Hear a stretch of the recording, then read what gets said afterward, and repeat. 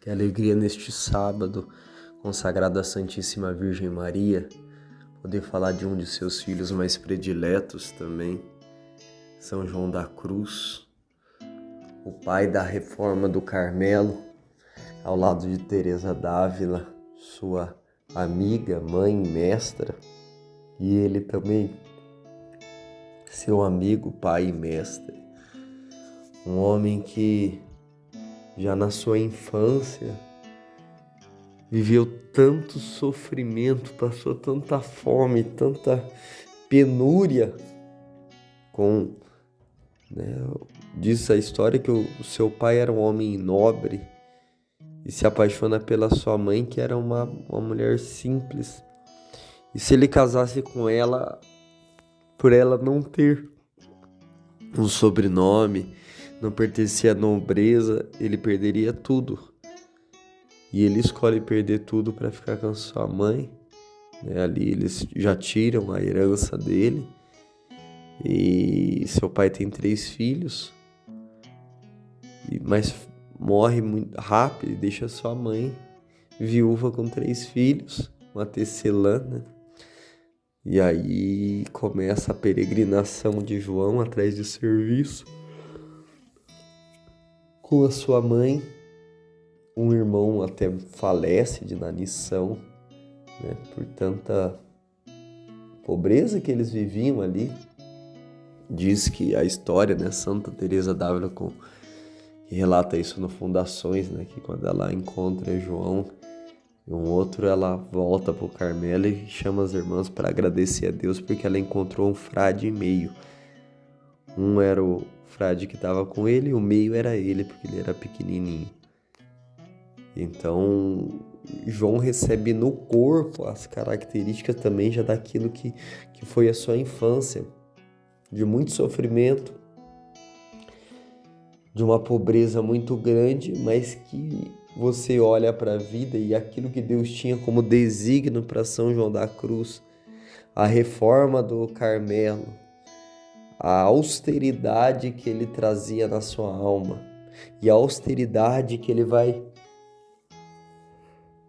devolver ao Carmelo. Você vai ver que tudo aquilo que aconteceu na sua história tinha em vista a sua vocação. João da Cruz, ele pediu 3 coisas para Deus. Tinha como meta essas 3 coisas. Primeiro, força para trabalhar e sofrer muito. E isso foi tão forte na vida de São João da Cruz que um dia o próprio Jesus aparece para João carregando a cruz e pergunta para João o que João queria dele. João queria que ele fizesse, né? Como Jesus, alguns santos tiveram essa experiência, o que queres de mim, né? São Tomás de Aquino, a própria Santa Teresa d'Ávila. E São João da Cruz, para mim, foi aquele que transcendeu todos os pedidos de todos os santos que tiveram essa oportunidade. São João da Cruz, vendo Cristo crucificado, ele diz: nada mais do que sofrer por ti, nada mais do que se sofrer e ser desprezado por amor a ti, é o que ele pede. E Jesus descarrega sobre esse homem muito desprezo durante a vida dele, a ponto de chegar um momento da vida dele que era tão insuportável a santidade dele para aqueles que tinham uma vida cômoda, que eles raptam, que eles sequestram São João da Cruz do Carmelo que ele estava e levam para um outro e prendem ele numa salinha, num lugar assim horrível, cara. Eu já vi o vídeo desse lugarzinho baixo, sem janela, sem lugar até para ele fazer as necessidades dele. Ele fica ali alguns falam 8 meses, outros 9, né? Ele fica ali quase por 1 ano, onde ele tinha uma refeição a pão e água. E uma vez na semana eles traziam ele para o meio dos irmãos ali e desciam a lenha nele. E é nesse contexto que São João da Cruz compõe as suas poesias, os seus poemas que ficaram tão conhecidos no mundo católico. E aí depois o porteiro, se eu não me engano, ajuda ele a fugir ali. Duas irmãs do Carmelo acolhem ele numa casa até perto da onde ele estava e cuidam dele, porque ele estava, dizem ela, que era considerado um morto-vivo, porque ele já era magro e baixo e ainda entra nessa condição. Mas São João, ele não abaixa a guarda. É um homem, é uma alma, meu irmão, mística. Algo que acontece na vida de São João também. Para a gente entender quem era São João da Cruz, é que quando os outros frades viam ele de longe chegando, eles tinham que mudar de assunto. Tamanha era a imponência espiritual que esse homem... E eles chamavam ele até de diabo. Vamos mudar de assunto porque o diabo está chegando. Eles odiavam João da Cruz, porque ele era o evangelho vivo sendo anunciado. A segunda coisa que ele pede é não o fazer sair deste mundo como superior de uma comunidade. Isso Deus permite também. E chega um capítulo. O que é o capítulo? O capítulo é um retiro que reúne todos os membros da ordem ali uma vez no ano. E neste capítulo, São João da Cruz, ele é retirado como abade ali, como superior geral da ordem, e é reduzido a nada dentro da obra. A humildade de São João da Cruz era tão grande, quando as pessoas iam elogiar ele, né, a grandeza dele, ele tem um relato que fala que a pessoa elogiando ele fala, mas além disso, naquela casa, se eu não me engano, de Granada, eu fui cozinheiro também. Então, assim, ele, além de ser superior, ele sempre fazia serviços ali dentro da obra, pequenos, humilhantes, humildes, como todos os irmãos.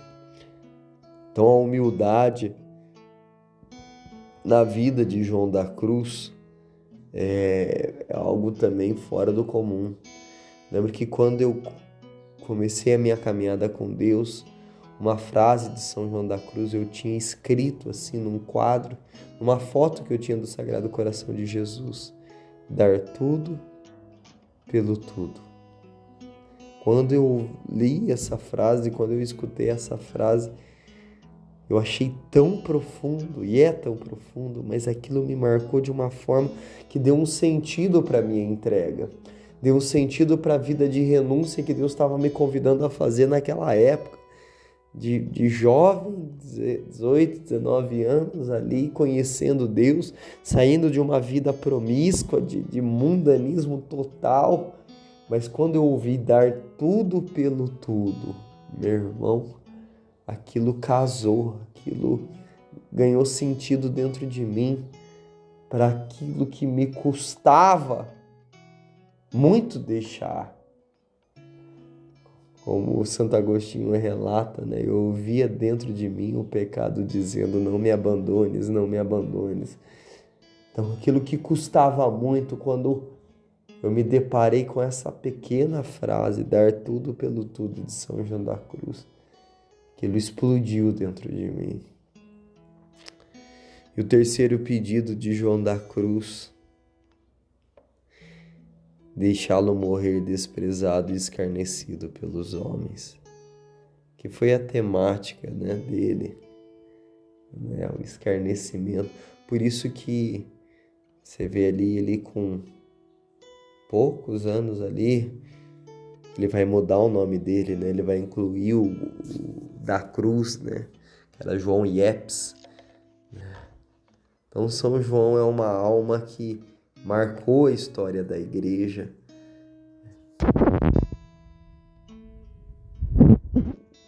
Não ter dentro de si frases que ele trouxe, como essa também, né? A mosca que pousa no mel não pode voar. A alma que fica presa ao sabor do prazer sente-se impedida em sua liberdade e contemplação. Essa outra é muito forte, o Padre Paulo usa bastante ela. E muitos, mas muitos santos que vieram depois de João da Cruz citam essa frase. Por causa de prazeres passageiros, sofre-se grandes tormentos eternos. Santo Afonso cita essa frase em quase todos os livros dele, Preparação para a Morte. Então, por causa de prazeres passageiros, sofrem-se grandes tormentos eternos. Meu Deus, aqui a gente já podia fazer uma meditação já de 1 hora. Quem se queixa ou murmura não é cristão perfeito, nem mesmo um bom cristão. Nossa. O demônio teme a alma unida a Deus como o próprio Deus. Essa outra frase, eu cito muito essa frase aqui quando eu vou falar de oração, né? O demônio tem medo de uma alma unida a Deus como ao próprio Deus.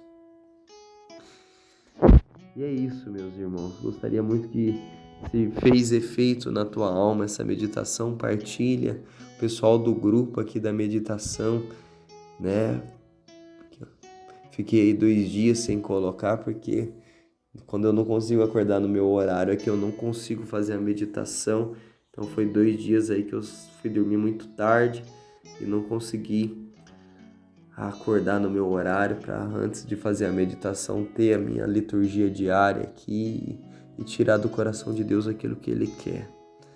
Não fujas do sofrimento, porque neles está a tua saúde.